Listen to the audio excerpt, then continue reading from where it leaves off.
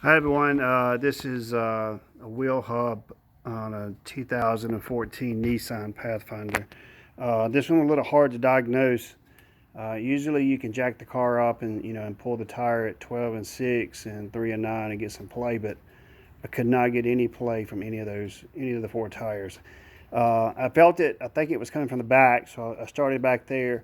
I saw one YouTube clip. The guy gave some good information. Was jack the car up, put your fingers slightly on the coil springs and spin the tire. You should feel a little bit of vibration.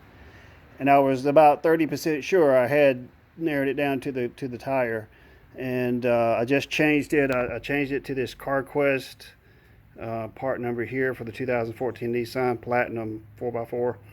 And I knew as soon as I got it off, I could see this dust. So next time I'm gonna poke my head in with a flashlight and look for dust here, the next wheel bearing. This one was a tough one, but ended up being the culprit though. It was the bad one. So anyway, another thing they didn't share on the video, some people didn't share, was the spindle nut size. For me, it was 32 millimeter. Somebody had said 36, and I went out and bought a 36, but it was a 32.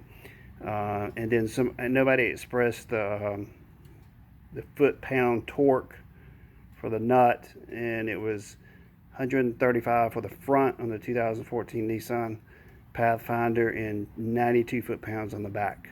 Hope this helps somebody. YouTube always helps me, so I want to give back. Thanks.